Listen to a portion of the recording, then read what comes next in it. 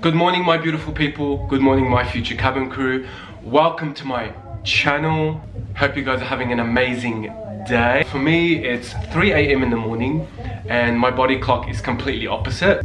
Grab a cup of tea, put your pajamas on, put your feet up, because we have a long ass video to make today. So many questions on my phone from you guys. I am gonna answer them all right now. Everybody can benefit from them. Sorry, I'm spitting everywhere. Calm down, Sammy. Relax. Relax. I'm excited. I can't help it. So, let's get cracking, shall we? Alright, I have on Instagram, I have on Twitter, and I have on YouTube. Hi Sammy, how are you? I have a question. I was appeared in an open day held in Lisbon, Portugal. I am from Pakistan. There were 100 people and I am the first one who is there at 8:30 a.m. in the morning. I went there and got in the conference room, and the recruiter came in the conference room and said we need your CV up and in the other room, but we are sorry, we will call the ones who are standing. I'm not sure that makes sense, but who are late, we will call the sitting person later.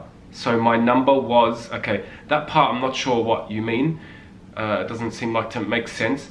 I think my number was 140 among the 180. When I went inside, I greet her, hello, how are you? And welcome to Lisbon. She just asked 3 questions. Where are you from? Are you currently working? What is your job? There were some girls that said the recruiter said no to their faces. And the other ones secretly got selected and received an invite. I just wanted to know what is the reason they refused me. I was properly groomed and dressed. She doesn't even look at my CV. I am experienced. I am going to attend 10th of Feb in Paris. Please let me know some tips. Thank you. Thank you for your message. This is great and I am very, very well. First of all, I'm just going to be 100% honest, because if I'm not honest, then how is anyone going to learn or know? There is a lot of spelling mistakes in the message that you sent me. Your English needs to be 200%. Your English needs to be perfect in written, grammar, and speaking and everything. Now, maybe sometimes when we're typing, we have spelling mistakes on our phone because we're typing very fast. That's cool. And I'm just saying, like, just in case, it's not 100%, it must be 100%. Because maybe you've done your CV yourself and there's some spelling mistakes, they will pick up on that. Second of all, it looks like you have a beard just from your photo because it's an Instagram message. I hope you didn't go with a beard, not even a trimmed beard, because beards are not accepted. You have to make sure you're clean shaven, yeah? If you weren't clean shaven, then that's the reason why they didn't accept you. Okay, there was 180 people, they probably weren't expecting it, yes. That's why airlines don't do many open days anymore. They do more invite only, where you apply online and you get invited.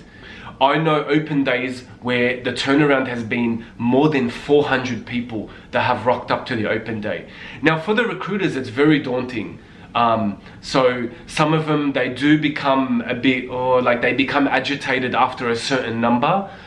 So sometimes that can play its toll. It says maybe they were rude, whatever. Maybe they weren't so rude, maybe they were tired. They might have been just really assertive, just to get the ball rolling.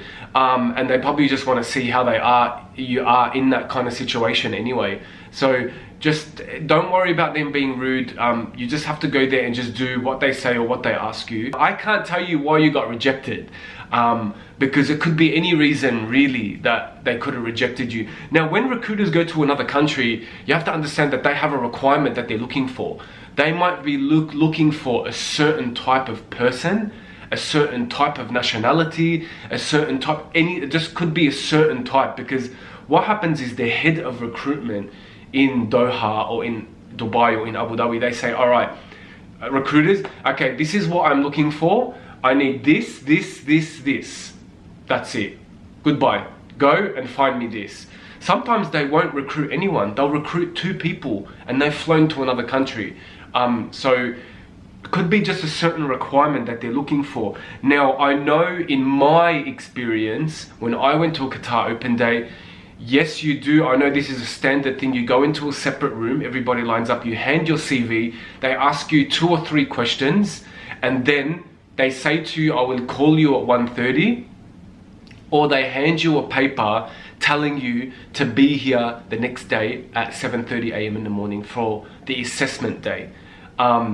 Now, things change. I only know a lot of information from what you guys tell me about your assessment days. The good thing is that she didn't reject you straight away, because if she really didn't like what she saw, she would have rejected you on the spot. Maybe they had a specific requirement that they're looking for.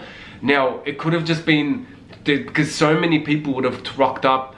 People get diluted within so many people. Like I said, it could be something that they're looking for, could be just not your luck that day. Do keep going. Remember, I got rejected 4 or 5 times before I got accepted. One of my friends got rejected 9 times before she got accepted. I hope this answers your question, and I really do hope that helps. And good luck in Paris. Hey Sammy, I've been watching your videos, they are so informative. Emirates has just reopened their recruitment and their application now asks for your height as well as weight. I completely understand why. They want someone within healthy weight ranges, of course, but have you ever been to an assessment day and they have weighed you, or weighed the girls to be sure? I've never been to an assessment day where they've weighed the girls or the guys. I know that Emirates have changed slightly their recruitment and their recruitment standards and stuff like this. This question is very standard for cabin crew. Doesn't matter about your height, just make sure you can reach 210 centimeters. The reason for this is because during an emergency, you're gonna make sure you can access the emergency equipment. It's a normal question for them to ask in cabin crew recruitment, like what's the height and what's the weight. I don't think they've got the time to sit there and weighing you and stuff like that. I'm applying for Emirates and I don't know whether my CV is correct or not. So can you help me make it in a proper way? I will link below my CV video. Please watch that. And that will show you my whole CV and exactly how your CV should be. So that should help you in regards to your CV. How the CV is in the video is exactly the way it should be for cabin crew recruitment. If you do it like that, the CV will be perfect. Next question. Hi, Mr. Sammy. Happy New Year to you. Happy New Year to you too, Royals. I just wanted to ask you if Etihad has resumed recruitment for cabin crew. Look, Etihad has not resumed recruitment. I know the applications are open on the website and they are taking recruitments, and they did do a recruitment day, but why? I don't even know why they've even done that, because Etihad has removed some destinations from their destination list, which that leaves them with so many extra cabin crew. They have too much crew at the moment and they are not needing any new crew. So even if they've opened recruitment, I wouldn't keep my hopes up with Etihad at the moment. But soon they will definitely be opening, because there's people resigning every day and people leaving all the time. So eventually they're gonna need some. As long as they don't remove any more destinations, the count of the cabin crew will be okay and it won't be more than what they need. I know there's people on hold, but I can tell you right now, there is no training happening at the moment with Etihad. The training academy is like a ghost town. There is no one there. There isn't even many trainers at the moment because there's no training happening. All the trainers have gone to flying for them to work because there's nothing in the training academy at the moment. There are people on hold, but they're just, obviously it's a smart thing for them to do, because as soon as they need cabin crew, they will straight away call the people that are on hold and put them in training schools. So I hope that helps. The only airline at the moment is Qatar Airways that's hiring at the moment. With Etihad, that's exactly what's happening inside Etihad. I hope that helps. Sorry I talk too much, but I really like to explain every single detail. And alright, next question. Hey Sammy, I have a question. I knew that Emirates cabin crew recruitment is open now, but I'm 19 years old. Should I apply for it or no? No, you should not. because you should be 21. If you apply online, the system is automatically going to reject you. It's good already that you are asking questions because you want to become cabin crew. This is perfect. You have 2 years to prepare. Make sure you finish school, make sure your English is 100%, make sure you get some hospitality and customer service experience in you, so then you are 100% prepared and ready for it. So yeah, so just wait a little bit. Next question there.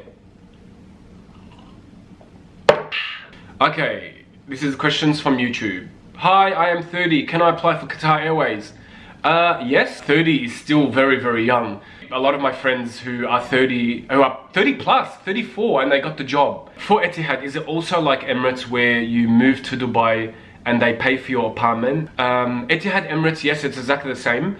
The cabin crew that work for Etihad and Emirates, you get flown to Dubai or Abu Dhabi, and you get put into an apartment with a roommate or with 2 roommates, which are cabin crew as well. It's a cabin crew accommodation, and you are not allowed to live outside unless you are married. You don't have a choice who you live with, you don't have a choice which apartment or which building. They will allocate you and you just go there and you live there, and that's so it's exactly the same. Please tell me if you have no job experience in the past and have only passed high school. Will that diminish your chances of getting selected? And can you mention working with your father in this business as a valid work experience for this job? All right, firstly, passing high school, it's good, you need to pass high school, but you need to make sure you're 21. I know in some countries high school is below 21 when you pass, so you have to make sure you're 21. Now, if you have no job experience, I think it will make it extremely hard for you to get accepted. You must have hospitality and customer service experience, especially customer service. Because when you go to an interview, they're gonna ask you customer service related questions. You're not gonna know what to answer because you've never had the customer service experience. Working with your father is fine, but as long as he works at a restaurant or he works at a cafe or at some sort of customer service experience with hospitality. Like if your dad, for example, owns a mechanic shop and you work there and dealt with the mechanical people, like with the customers there, I don't think it's going to be very, very valid for the cabin crew job. I think it's more customer service in the hospitality industry. That'll help you a lot. I don't know, if you've just finished high school, I don't think you're 21 yet.